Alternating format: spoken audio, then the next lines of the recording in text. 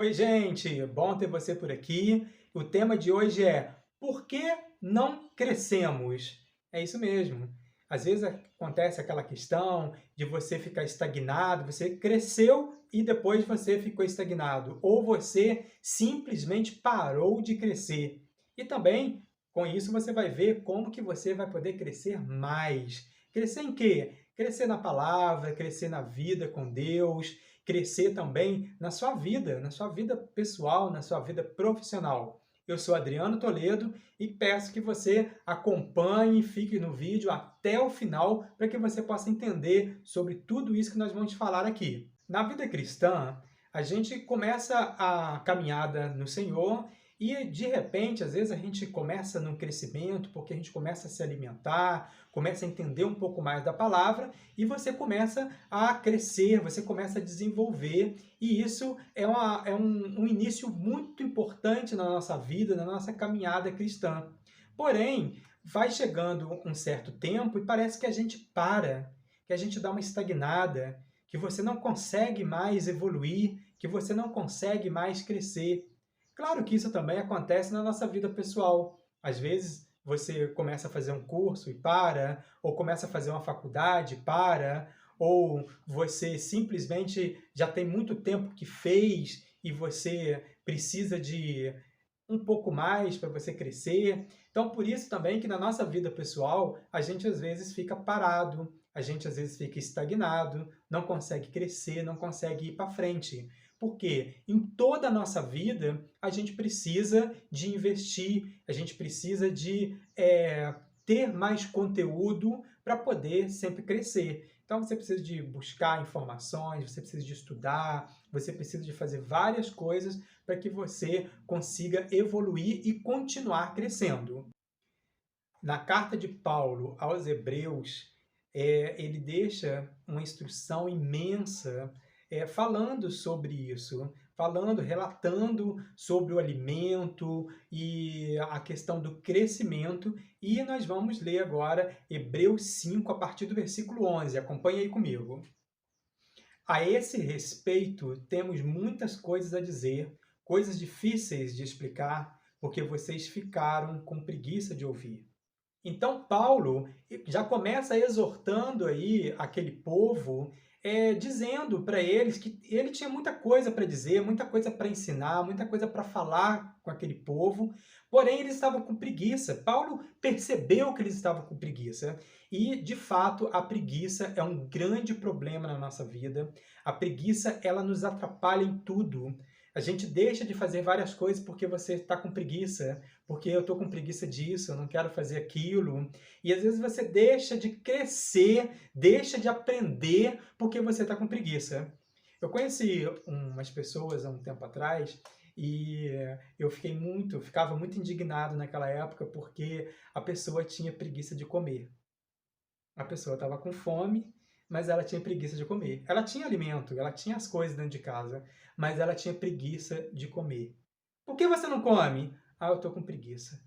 Mas preguiça de comer? Você prefere ficar com fome do que se alimentar? E é exatamente isso que acontece na nossa vida, em tudo na nossa vida. Pode ver, às vezes você deixou de realizar um projeto porque você estava com preguiça. Você deixa de fazer uma caminhada porque você tem que acordar cedo e aí você está com preguiça. Você deixa de ir ao culto porque choveu e você ficou com preguiça. Ou então você dormiu a tarde toda no domingo e você deixou de ir na igreja porque você ficou com preguiça. Então, você vê que a preguiça é algo que realmente atrapalha o nosso crescimento. O versículo 12 de Hebreus vai dizer o seguinte: pois quando já deviam ser mestres, levando em conta o tempo decorrido, vocês têm novamente necessidade de alguém que lhes ensine quais são os princípios elementares dos oráculos de Deus. Passaram a ter necessidade de leite e não de alimento sólido. Eu costumo dizer, eu gosto de analisar isso da seguinte forma. Quando você começa a jogar, né, um joguinho de videogame, você tem várias fases. E quando você não consegue passar, né, aquela fase, você tem que voltar novamente para o início do jogo. É mais ou menos assim que acontece na nossa vida. E às vezes é isso que você está passando. Você começa uma caminhada e de repente você para. E aí, quando você retorna, você tem que voltar ao início de novo, porque você já perdeu tudo aquilo que você tinha conquistado. Às vezes isso acontece na sua vida profissional, às vezes acontece na sua vida sentimental. E por quê? Porque você não está avançando, você não está passando de fase. Então, Paulo ele está dizendo aqui que já era para aquele povo, aquelas pessoas, estarem ensinando, mestres. Já era para você estar ensinando. Quanta coisa que você já ouviu, quanta coisa que você já aprendeu e você não passa para frente. Já era para você estar ensinando outras pessoas tudo aquilo que você aprendeu e simplesmente pelo fato da preguiça ou pelo fato de você parar, você está precisando de voltar ao início da caminhada, ao início da jornada.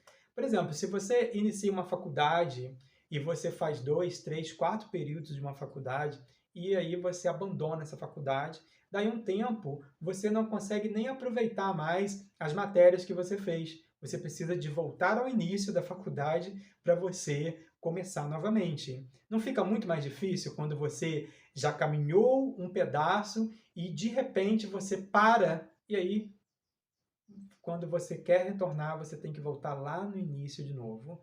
Realmente, às vezes cansa. Além disso, Paulo também estava dizendo que esses ensinamentos eram os ensinamentos primordiais, iniciantes, né, os princípios. Então, como que você sabe o que é certo e você começa a praticar o errado, mesmo sabendo que aquilo é errado? Aquele povo estava precisando novamente de aprender o beabá, a base, o início do que é certo, o que pode, o que não pode, coisa que você já aprendeu e simplesmente, por algum acontecimento na sua vida, você deixou aqueles ensinamentos de lado e está fazendo tudo errado. Não é assim, você não pode agir dessa forma, porque isso faz com que você não cresça e que você fique estagnado. Você não pode substituir os ensinamentos, os princípios de Deus por coisas deste mundo, porque senão, de fato, você vai ficar para trás. E aí, Paulo diz no final desse versículo que aquele povo estava precisando, estava tendo necessidade de leite, ao invés de alimento sólido. Gente, o leite, ele representa aqui um alimento para principiante. Quem toma leite é filhote, é bebê. Né? A gente vê no reino animal, né, que todos os bichos mamíferos, eles só tomam leite ali muito pouco tempo. O mamífero que leva a maior quantidade de tempo amamentando somos nós, seres humanos. Nenhum outro mamífero, nenhum outro animal amamenta por tanto tempo quanto nós. Então, a gente vê, né, hoje que numa média aí de 1 ano, 6 meses, 1 ano, é a média que as crianças amamentam. E ainda assim, depois continua tomando o leite. Então, o leite é para principiante. O leite é um alimento que ele representa que é um alimento fraco ainda. É um alimento que ele vai dar uma sustentação, mas ele tem uma limitação. Então, ele não vai te sustentar. E também esse leite, ele representa aquela papinha, aquela questão da comida para quem está doente. Normalmente quem está doente, quem ficou debilitado, precisa de tomar uma sopinha, precisa de comer uma papinha, não pode ainda comer aquele alimento sólido, aquele alimento que você mastiga, um alimento mais pesado, que dá sustância. É dessa forma que funciona. Ao próximo versículo, que é o 13. Ora, todo aquele que se alimenta de leite é inexperiente na palavra da justiça, porque é criança. Então, como eu já tinha comentado aqui com vocês, quem está se alimentando de leite é criança, é inexperiente. Às vezes não consegue fazer as coisas sozinho, não consegue avançar sozinho, e aí fica naquela coisa, né, pequena, rasa, e às vezes tem muitos adultos, muitas pessoas já com uma bagagem enorme, querendo viver e se sustentar de leite. E aí fica complicado para crescer. O próximo versículo é o 14, que diz assim: Mas o alimento sólido é para os adultos, para aqueles que, pela prática, têm as suas faculdades exercidas para discernir não somente o bem, mas também o mal. E Paulo, então, fecha aí a sua carta para aquele povo, dizendo que quem se alimenta, quem tem o alimento sólido, são aqueles que já estão preparados, são aqueles que já cresceram, são aqueles que avançaram, são aqueles que buscaram. E o alimento que a gente está dizendo aqui é a palavra de Deus. Este é o alimento. É como que você vai crescer em Cristo, como que você vai crescer no Evangelho, como que você vai crescer em entendimento? É aprendendo as Escrituras. E então, quanto mais você tem de conhecimento, mais preparado você fica, mais forte você fica. É muito ruim quando a pessoa entra na igreja, que ela começa a caminhada dela em Cristo e ela cresce, de repente é um boom, ela cresce, mas aí ela dá aquela parada. E isso é por quê? Porque ela não se alimenta.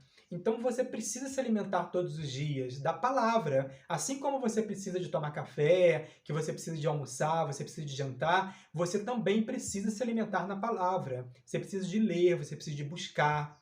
Você precisa de entender a palavra e não somente ficar esperando que aonde você está indo, a sua igreja, a sua liderança, deem o alimento para você.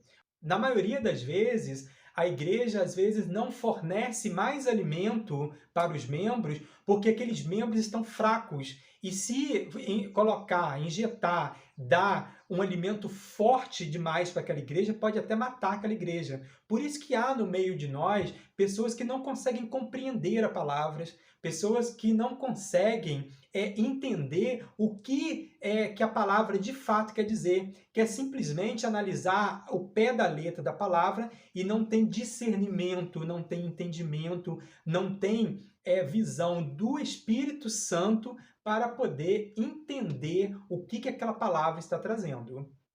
Por isso há no meio de nós muitos doentes, muitos fracos, como diz lá em Coríntios. Há muitos doentes, há muitos fracos, porque não conseguem compreender a palavra, não conseguem comer aquele alimento.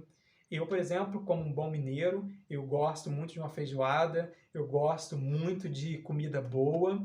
Para mim, me desculpem todos vocês, mas para mim a melhor culinária que tem no país é a mineira. O melhor tempero que tem no país é do mineiro. Então, estou defendendo o meu estado, a minha região, mas você também pode defender o seu estado, não tem problema, coloca aqui a sua mensagem de qual estado que você é, de onde você está falando, de qual é o alimento que você gosta. Agora eu estou falando de alimento carnal, né, que alimenta o nosso corpo, mas a palavra ela é o único alimento que alimenta o nosso espírito, que nos fortalece, que nos traz a vitória e que nos conecta diretamente com o Senhor.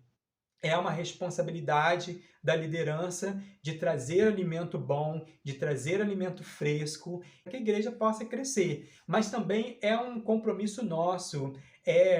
Isso não tira em nada a nossa responsabilidade com o nosso crescimento. E se você gostou desse vídeo, se foi relevante para você, se trouxe algum ensinamento para você, se inscreva no nosso canal, deixe o seu like, compartilhe esse vídeo com seus amigos, com o pessoal que você tem contato, para que essa palavra possa abençoar a vida deles também. Acione o sininho para que você seja notificado e, muito importante, deixe seu comentário. Eu quero saber se esse vídeo ele serviu para você, se esse vídeo mudou algum pensamento na sua vida, para que a gente possa continuar produzindo material legal aqui para você. E para finalizar, nós somos o que nós nos alimentamos. Tome muito cuidado com o que você está se alimentando. Você vai ficar forte daquilo que você se alimenta. Fica com Deus e até a próxima. Tchau!